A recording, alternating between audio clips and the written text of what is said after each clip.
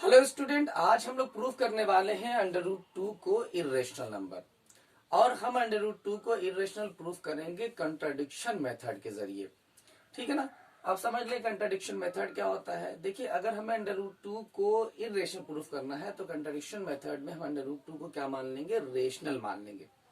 और हम under root to के रेशनल कंसीडर करेंगे, फिर मैथमेटिकल टर्म्स लगाएंगे और कहीं भी हमें एक ऐसा स्टेटमेंट दिखेगा जो मैथमेटिकली ट्रू नहीं होगा। ठीक, तो हम ये कहेंगे कि ये जो कंट्राडिक्ट आ रहा है, ये जो गलती आ रही है, ये इस वजह से आ रही है क्योंकि हमने एज्यूम जो किया है वो गलत किया है। ठीक, अब एजम्पशन हमने क्या किया है, अंडर रूट टू को रेशनल हमने एज्यूम करा है जो कि गलत है। इसका मतलब अंडर रूट टू क्या हो जाएगा, वो इरेशनल हो जाएगा। तो बहुत आसानी से हम इसको अंडर रूट टू को या किसी भी रूट वाले नंबर को जो परफेक्ट स्क्वायर ना हो हम इरेशनल प्रूफ कर सकते हैं। तो चलिए देखते हैं कैसे प्रूफ करेंगे। इसके लिए मान लेंगे कि let under root two is a rational number. हमने क्या कंसीडर कर लिया, इसको एक रेशनल नंबर मान लिया। ठीक है ना। अंडर रूट टू क्या है, एक रेशनल नंबर है। अगर ये एक रेशनल नंबर है तो हमें पता है कि अंडर रूट टू को हम पी बाई क्यू के फॉर्म में लिख सकते हैं, क्योंकि हर रेशनल नंबर को पी बाई क्यू के फॉर्म में लिखा जा सकता है। ठीक है ना। तो under root two P by Q की फॉर्म में हो गया, जहां पे where P and Q are coprime integers. P और क्यू क्या होंगे, को प्राइम इंटीजर होना चाहिए उनको, और क्यू नॉट इक्वल टू 0 होना चाहिए। अब इस बात को बहुत अच्छे से समझ लें। देखें, अगर हम किसी नंबर को इरेशनल नंबर की फॉर्म में लिख रहे हैं तो वहां पे जो पी और क्यू मिलेंगे वो कैसे होंगे, वो को प्राइम होंगे। को प्राइम होने का मतलब उनका एचसीएफ क्या होगा, 1 होगा। जैसे एक एग्जांपल से समझे तो ज्यादा बेहतर समझ में आ जाएगा। जैसे मान ली, सपोज कर लिया अंडर रूट एन की वैल्यू आई 15/12, तो क्या 15/12 लिखेंगे, नहीं लिखेंगे। क्यों, क्योंकि इसमें कुछ ना कुछ कॉमन फैक्टर भी मिल रहा है हमको, हम उसको सॉल्व करने के बाद लिखेंगे। ठीक, तो देखिए 15 को क्या लिख सकते हैं, 3 × 5, और 12 को क्या लिख सकते हैं, 3 × 4। अब देखो ये कैंसिल हो गया 3, तो अंडर रूट एन की वैल्यू कितनी आ गई, सिंपलेस्ट फॉर्म में अगर लिखे तो 5/4 आई। और यहाँ 5 और 4 क्या होंगे, 5 और 4 दोनों को प्राइम होंगे। इन दोनों के एचसीएफ क्या मिलेगा, हमें 1 मिलेगा। ठीक है ना। यहाँ इन दोनों का एचसीएफ 3 मिल रहा था, तो हम इस अंडर रूट एन को इस फॉर्म में नहीं लिखेंगे बल्कि इस फॉर्म में लिखेंगे। ठीक, तो अगर हमने अंडर रूट टू को रेशनल मान रखा हुआ है तो, और उसको पी बाई क्यू की फॉर्म में लिखा हुआ है, तो पी और क्यू जो होना चाहिए वो कैसे होना चाहिए, वो प्राइम को प्राइम होना चाहिए। को प्राइम होने का मतलब उनका एचसीएफ क्या होना चाहिए, एचसीएफ 1 होना चाहिए। ठीक है ना। ये बात हमें बिल्कुल समझ में आ गई और यही हमारी मेन कंडीशन भी बनेगी।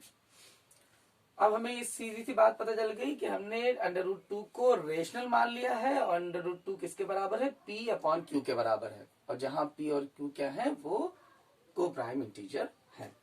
ठीक, चलिए अब स्क्वायर कर दें इसका, इसको सॉल्व करते हैं। स्क्वायरिंग बोथ साइड, दोनों तरफ स्क्वायर करेंगे तो ये टू अंडर रूट टू का स्क्वायर करेंगे तो 2 आएगा, और ये पी स्क्वायर आएगा अपॉन क्यू स्क्वायर आएगा। यहां से वैल्यू निकालें तो P square will be equal to कितना आ जाएगा, 2q स्क्वायर। ठीक, अब यहां देखें हम जरा कि पी स्क्वायर जो है वो 2 × क्यू स्क्वायर का है, यानी कि 2 जो है पी स्क्वायर का एक फैक्टर है। तो इसी को लिख लेंगे, 2 is a factor of P square. अगर 2 पी स्क्वायर का फैक्टर है तो p का फैक्टर भी 2 होगा। ये हमने थ्योरम नंबर 1.3 में पढ़ रखा हुआ है। तो हम क्या लिखेंगे, हम ये जानते हैं कि किसी भी नंबर के स्क्वायर का अगर फैक्टर कोई नंबर मिल रहा है तो उस नंबर का फैक्टर भी वो होगा। ठीक है ना। तो 2 जो है अगर p स्क्वायर का फैक्टर है तो 2 is a factor of p, तो p का भी 2 फैक्टर होगा। अगर 2 p का फैक्टर है तो p को क्या लिख सकते हैं, हम लिख लेंगे, लेट मान लेंगे p will be equal to 2। एक तो फैक्टर 2 हो गया, दूसरा फैक्टर हमने r मान लिया, तो p को 2r लिख लेंगे, जहां पे where r is any integer, r is any integer, ये कोई इंटीजर है। ठीक है ना। अब देखिए p की वैल्यू आ गई है, p की वैल्यू हम इक्वेशन नंबर 1 में पुट कर देंगे। अब लिखेंगे पुटिंग वैल्यू ऑफ p इन 1 में आप इसको पुट कर दीजिए। देखिए जैसे 1 में पुट करेंगे तो p की जगह पे 2r लिखेंगे तो ये आ जाएगा 2r का whole of square will be equal to 2q square. Equal करेंगे तो क्या आ जाएगा 4r square will be equal to 2q square. अब ये देखिए कैंसिल आउट हो जाएगा तो यहाँ से 2r स्क्वायर बराबर कितना आ जाएगा q स्क्वायर। ठीक, अब यहाँ देखते हैं, देखो q स्क्वायर बराबर कितना आ गया 2r स्क्वायर। अब यहां से क्या दिख रहा है कि 2 जो है वो q स्क्वायर का एक फैक्टर है, तो क्या लिखेंगे 2 is a factor of q square. अगर 2 q स्क्वायर का फैक्टर है तो q का फैक्टर भी होगा, तो लिखेंगे 2 is a factor of q। अब इस इक्वेशन को हम अगर सेकंड माने और इस इक्वेशन को हम अगर थर्ड माने तो लिखेंगे from equation second and third. और सेकेंड एंड थर्ड से हमें क्या दिख रहा है कि यहाँ दिख रहा है कि 2 जो है p का फैक्टर है और 2 जो है q का फैक्टर है, तो इसका मतलब क्या हो जाएगा HCF of p and q is 2। HCF कितना हो गया 2 हो गया, और HCF कितना होना चाहिए था 1 होना चाहिए था, ये दोनों को प्राइम होना चाहिए थे। यानी कि हम ये जो है ये क्या कर रहा है, ये कंट्राडिक्ट कर रहा है इस फैक्ट को कि p और q प्राइम नंबर है। ठीक है ना, अगर ये कंट्राडिक्ट कर रहा है तो ये इसलिए कंट्राडिक्ट हो रहा है कि हमने एजम्पशन ही गलत कर रखा हुआ है, इसलिए क्या हो जाएगा ये इरेशनल होगा। हम इसी चीज को लिखेंगे, क्या लिखेंगे कि ये जो आया HCF जो 2 आया ये क्या कर रहा है कि this contradict the fact that p and q are co-prime। ठीक है ना, ये इस बात का खंडन कर रहा है कि p और q जो है को प्राइम इंटीजर हैं।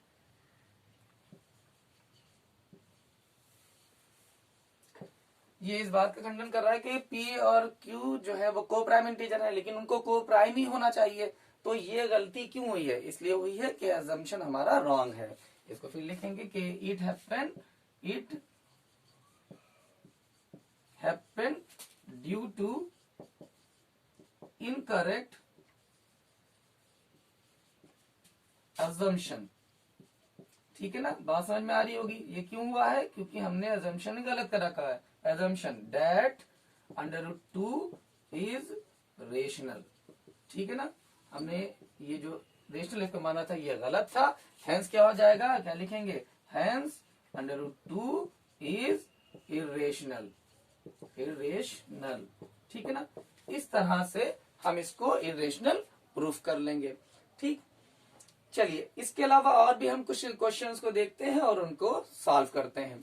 देखिए अगर आपसे ये कहा जाए कि आप प्रूफ करो 3√5 एक इरेशनल नंबर है, तो इसको भी आसानी से हम लोग प्रूव कर लेंगे। देखिए इस तरीके का और भी कोई क्वेश्चन करा दे तो आपके कॉन्सेप्ट और मजबूत हो जाएंगे।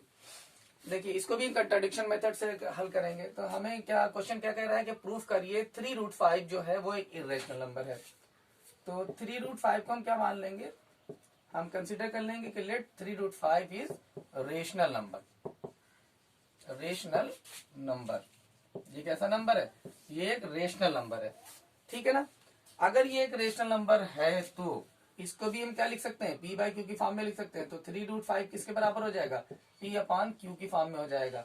ठीक है ना, क्योंकि हर एक रेशनल नंबर को हम p/q की फॉर्म में लिख सकते हैं, जहां पे वेयर p एंड q क्या होंगे आर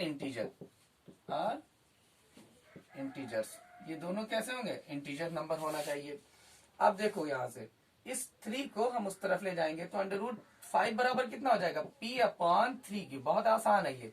ठीक है ना, अब यहाँ पे इस इक्वेशन को देखो, इस इक्वेशन के लेफ्ट हैंड साइड में क्या है LHS जो है LHS इज √5।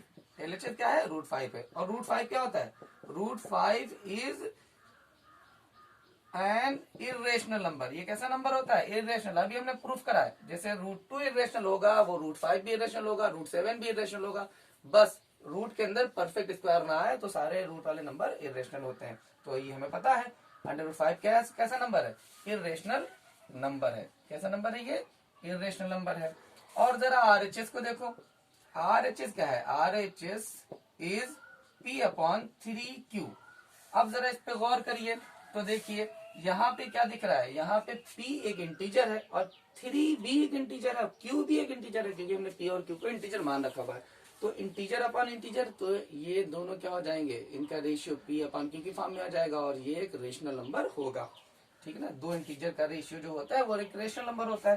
तो क्या लिखेंगे कि p upon 3q is a rational number, is a rational number. ये कैसा नंबर है, ये एक रेशनल नंबर है। तो बताइए कि क्या कभी मैथमेटिक्स में ऐसा हो सकता है कि एक ऐसा इक्वेशन मिले जिसका लेफ्ट हैंड साइड इरेशनल हो, राइट हैंड साइड रेशनल हो? ऐसा नहीं हो सकता, ये मैथमेटिकली फॉल्ट है। और ये मैथमेटिकली फॉल्ट कैसे राइज हो गई है, कैसे पैदा हो गई है? ये इसलिए पैदा हो गई है क्योंकि हमने क्या मान रखा हुआ है, 3√5 को रेशनल मान रखा हुआ है। ठीक है ना, ये इसी गलती की वजह से हुई है। तो ये इसका मतलब 3√5 रेशनल मानना गलत है, इसका मतलब 3√5 इरेशनल है। इसी चीज को हम लिख लेंगे, यानी कि LHS जो है वो नॉट इक्वल टू RHS है, जबकि ऐसा नहीं होना चाहिए। ठीक है ना, तो क्या लिखेंगे, इट हैपेंड, ये क्यों हो रहा है, due to our incorrect assumption। ठीक है ना, बहुत आसान है सवाल ये। assumption that 3√5 is rational, हमने उसको रेशनल माना था, रेशनल। अब लिख देंगे hence 3√5 is irrational। कैसा हो जाएगा ये irrational हो जाएगा, ये प्रूफ हो गया। ठीक है ना, हम इसी तरीके से और भी क्वेश्चंस को हल करते हैं। चलिए और एक आध क्वेश्चन को हम हल करके देख लेते हैं। देखिए, अब मान लिया आपसे ये कहा जाए कि आपको प्रूफ करना है √2 प्लस √5 एक इरेशनल नंबर है। देखिए, इसको भी आसानी से कर लेंगे। यहाँ पे मान लेंगे √2 प्लस √5 क्या है, वो एक रेशनल नंबर है। तो √2 प्लस √5 जो हो जाएगा उसको हम p/q की फॉर्म में लिख लेंगे। अब यहाँ देखिए √2 प्लस √5 किसके बराबर हो जाएगा, हाँ ठीक, देखो यहाँ तक देखें, √5 प्लस √2 प्लस √5 क्या हो जाएगा, p/q की फॉर्म में हो जाएगा। अब हम इसको सॉल्व करेंगे, यहाँ पे भी स्क्वायर कर लेंगे, स्क्वायरिंग बोथ साइड, बहुत आसानी से इसको भी हल कर लेंगे। अगर स्क्वायरिंग बोथ साइड करेंगे तो √2 प्लस √5 का होल ऑफ स्क्वायर किसके बराबर हो जाएगा, p² अपॉन q² के बराबर हो जाएगा। इसका स्क्वायर करिए तो ये √2 का स्क्वायर होगा और ये √5 का स्क्वायर होगा और प्लस 2 इंटू √5 हो जाएगा। ठीक है ना, और ये किसके बराबर हो जाएगा, p² अपॉन q² के। बहुत प्यारे तरीके से हल करिए, बहुत सिंपल है। देखिए, अब अगर इसको हल करते हैं तो ये 2 मिलेगा, ये कितना मिलेगा, 5 मिलेगा, ये कितना मिलेगा, 2√10 मिलेगा और ये कितना मिलेगा, p² अपॉन q²। तो ये लिखा हुआ ही है। ये कितना हो गया, 7 plus 2√10 will be equal to p² upon q²। अब हम क्या करेंगे, 7 को उस तरफ ले जाएंगे तो कितना आ जाएगा, 2√10 will be equal to p² upon, इसको ऐसे लिखें, अपॉन q² माइनस 7। ठीक है ना, अगर हम इसको सॉल्व करें तो क्या दिखेगा हमें, q² एलसीएम आ जाएगा, ये हो जाएगा p² माइनस 7q²।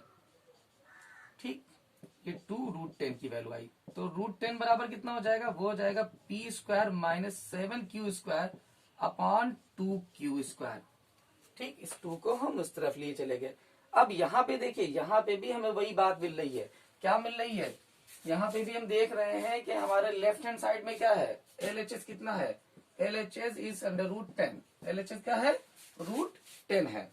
और √10 क्या होता है, √10 इज इरेशनल नंबर। ये कैसा नंबर है, एक इरेशनल नंबर है। ठीक है ना, ये कैसा नंबर है, ये इरेशनल नंबर है। और RHS हमें क्या दिख रहा है, RHS is p² minus 7q² upon 2q।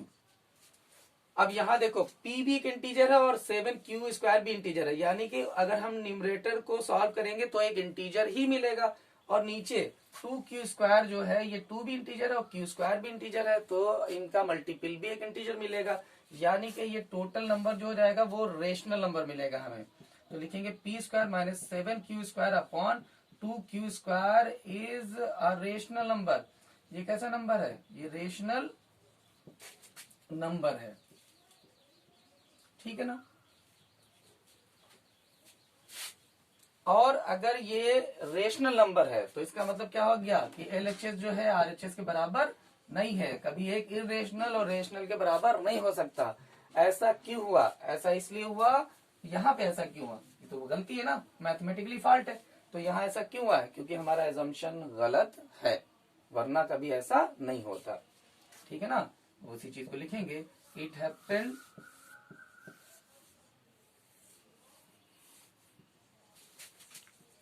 due to incorrect assumption that under root 2 plus under root 5 is rational, ठीक है ना। लिख देंगे hence under root 2 plus under root 5 is irrational। तक बहुत आसानी से हम इसको हल कर लेंगे, ठीक है ना। ये बिल्कुल इस तरीके से आसानी से सवालों को आप हल कर सकते हैं।